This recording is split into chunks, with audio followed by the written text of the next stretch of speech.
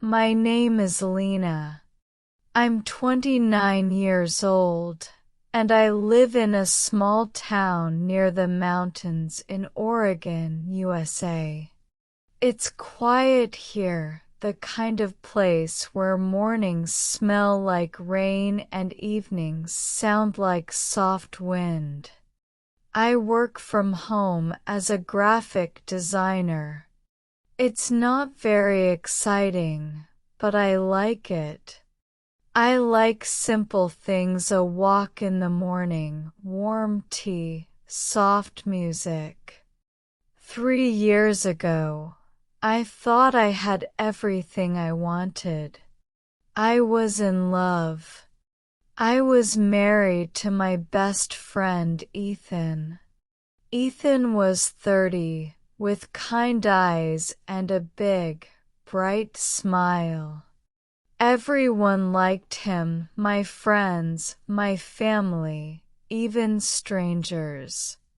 He had this energy that made every room feel alive. He could make anyone laugh. We met in college when I was 21. I was shy, quiet, the kind of girl who liked books more than parties. But Ethan was the opposite.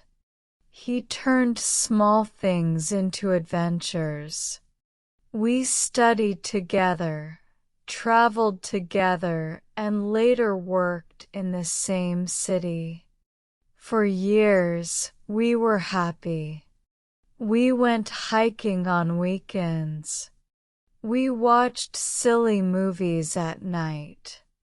We stayed up late talking about dreams, a small house near the woods, maybe kids someday. Ethan used to hold my hand and say, "I want to grow old with you, Lena." and I believed him.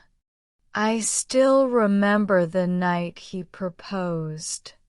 It was snowing outside. We were in a small cabin in the mountains. He lit candles, played our favorite song, and got down on one knee. I cried. I said yes. We got married 6 months later, a simple wedding with close friends and family. He said he didn't want something big or loud. I agreed. At that time, I thought life could not get better. But I was wrong. At first, the change was small. One night I said, "Let's go to Seattle next weekend." Ethan looked tired. "I don't want to plan anything right now. He said quietly. Can we just not talk about it?" I didn't think much of it. We were both busy. Tired. That's normal, right? But days turned into weeks. The small things stopped. No more silly jokes, no more late-night talks. He started saying, "I'm tired," a lot. Then one night, something new happened. We had a small fight.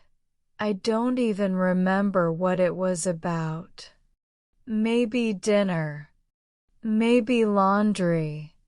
Suddenly, Ethan stood up fast, his face red. He slammed the bedroom door. I froze. He had never done that before. He didn't yell, but that sound, that door, it was angry.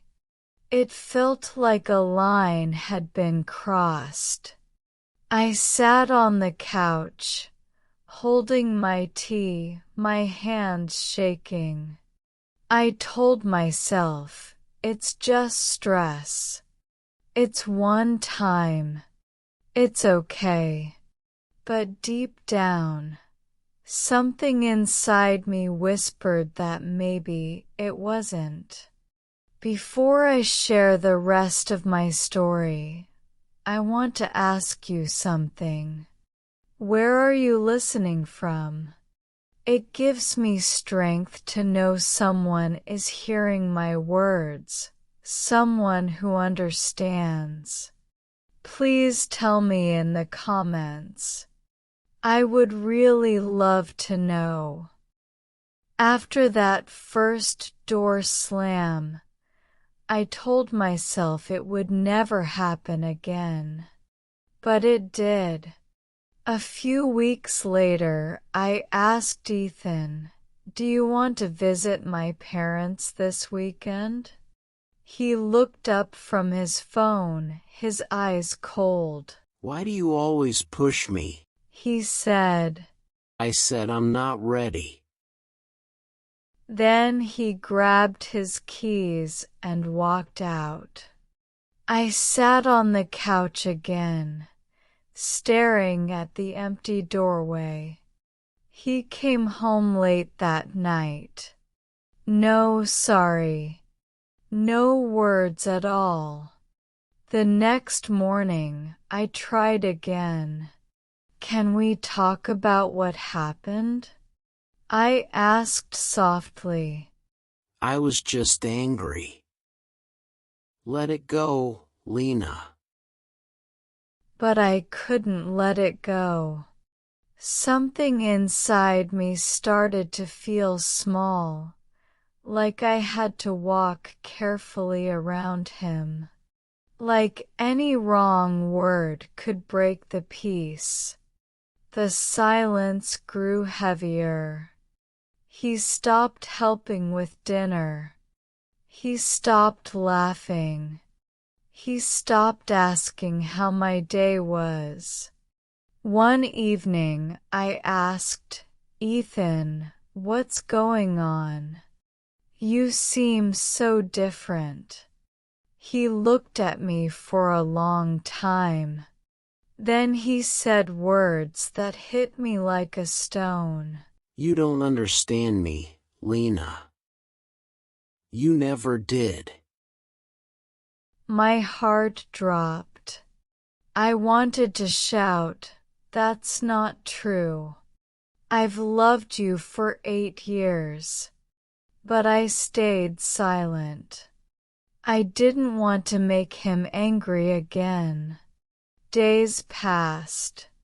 The space between us grew like a wall I couldn't climb. Then, one night, he threw a glass. It didn't hit me, but it was close. I ran to the bathroom, locked the door, and sat on the cold floor. I cried until my chest hurt. Where was the man who once held me in the snow? Where was the laughter?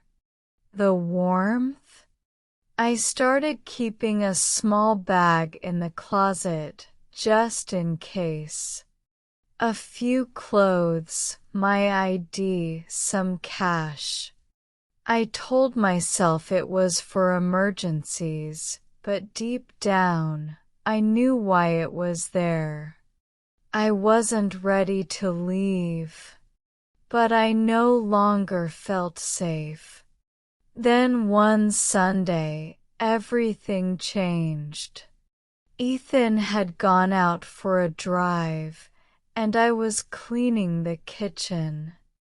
I opened a drawer, just to keep my hands busy. Under old bills and birthday cards, I found a small white envelope. No stamp, no name. Inside, there was a letter. It said, "Ethan, I'm so glad you reached out. I always wondered if your dad told you the truth. I'd love to talk more when you're ready." You have a whole family here, people who love you and miss your mother every day. Aunt Rachel. Aunt Rachel? I froze. He never told me about her. He always said his mother's family was gone. I sat on the floor, holding the letter in my shaking hands. My heart beat fast. Something was wrong, and I was about to find out what. When Ethan came home, I tried to stay calm, but my hands were shaking as I held the letter. "Ethan," I said softly, "who is Aunt Rachel?" He froze. His eyes went wide. Then he looked away. For a moment, the room was silent. I didn't want to talk about it, He said. "Why did you lie to me?" I asked. He sat down slowly, rubbing his face. Then he told me everything. He said his father lied to him for most of his life.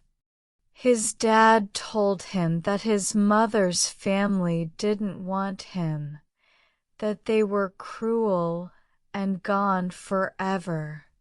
But it wasn't true. Before our wedding, Ethan found out that his mom's family was alive. Kind, loving. They had tried to reach him many times, but his father blocked every letter, every call. When Ethan learned the truth, he didn't tell me. He said he didn't want drama before the wedding. He thought he could handle it later, but later never came. He looked down, his voice breaking. I feel like I don't know who I am, Lena. My whole life was a lie. And in that moment, I saw the man I married again. Not angry, not cold, just lost. I sat next to him and took his hand. "You can talk to me, Ethan. I'm here." He nodded, tears in his eyes. Sometimes, He said, I feel like I'm two people.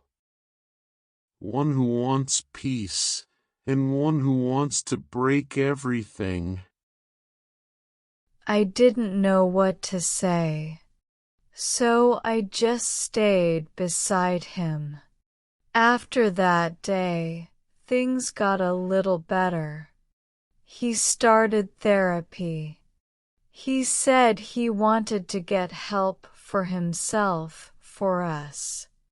We even went on a small trip by the lake. We laughed again. We held hands. And for the first time in a long time, I felt hope. But healing isn't a straight line. Some days he was gentle, other days silent. He stopped going to therapy. He said, "It's not working." The drives came back. The long nights of waiting. The smell of alcohol. The quiet distance. Then one night I asked him softly, "Do you still love me?" He looked at the floor. He said nothing. And then, in a low voice, I don't know. That night, I packed my small bag and left. I didn't leave forever, just for a while. I needed to breathe. I needed to remember who I was before the fear. The story continues in 10 seconds.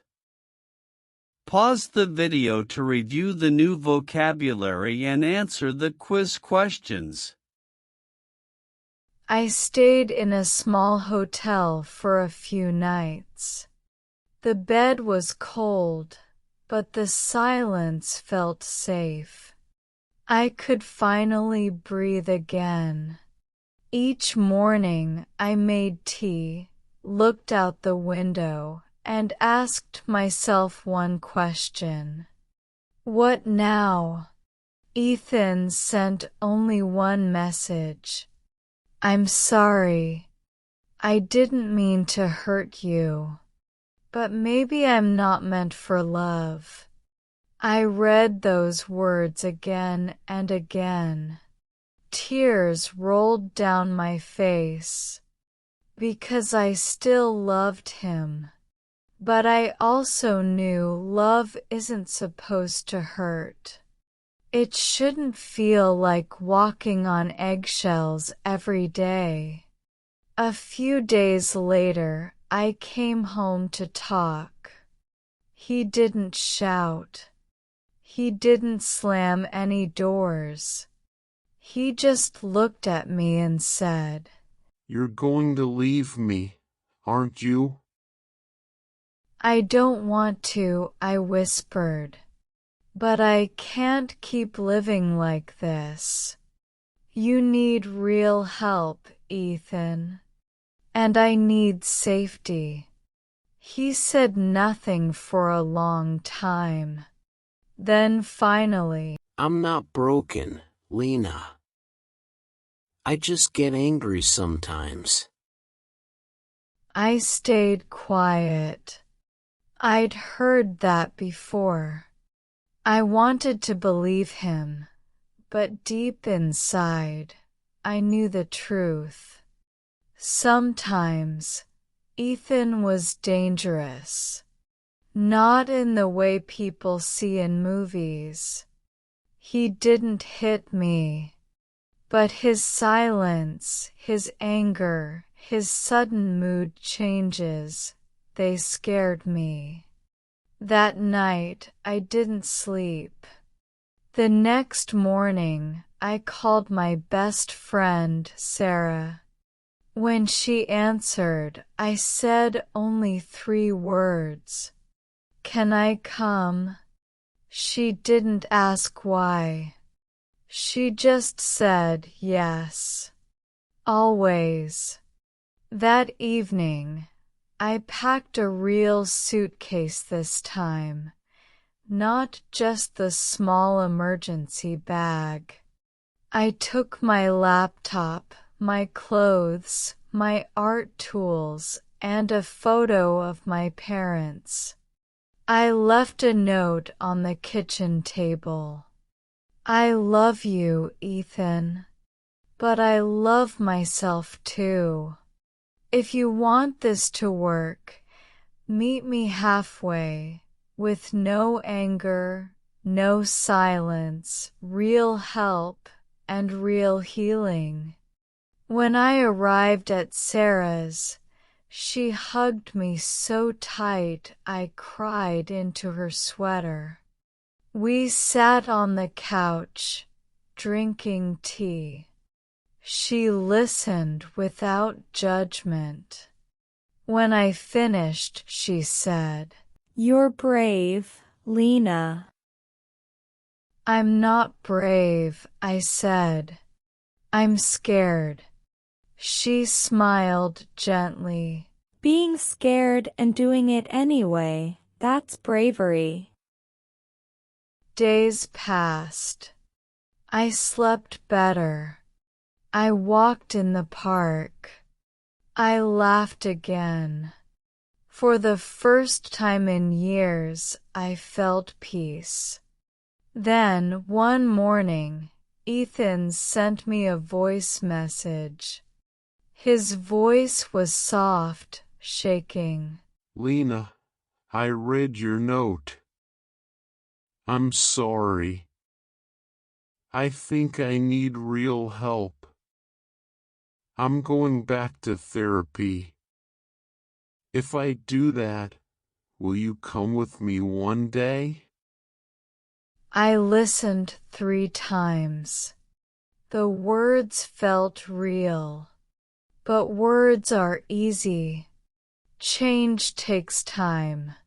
I waited a day, then replied, I'm proud of you, Ethan.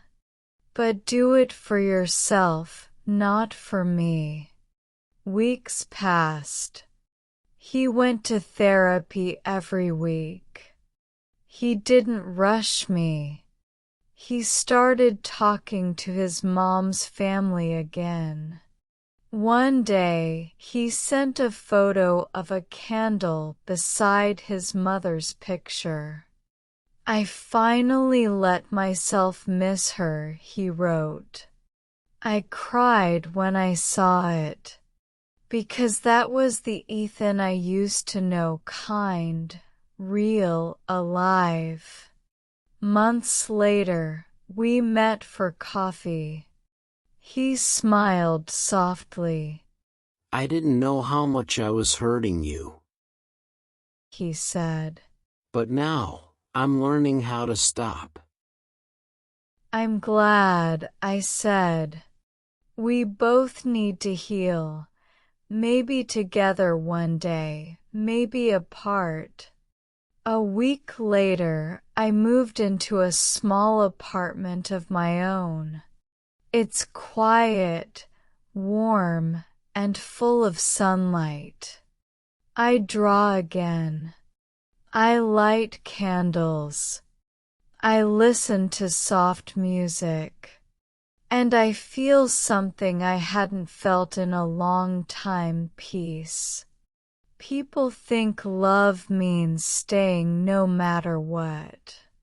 But sometimes, the truest love is giving space. Sometimes, the kindest thing you can do is leave, not out of anger, but out of care. Care for your heart. Care for your life. Ethan and I still talk sometimes. We are not together, but we are both healing. And that, for now, is enough. I don't know what the future holds. Maybe one day, we'll try again. Maybe not. But I do know this. I am stronger now. And I am not alone. Because someone out there, maybe you, understands. Thank you so much for listening. If you enjoyed this story, please like, comment, and share. You can watch the next story here or explore our playlist for more inspiring stories. And don't forget to subscribe. More emotional stories for learning English are coming soon.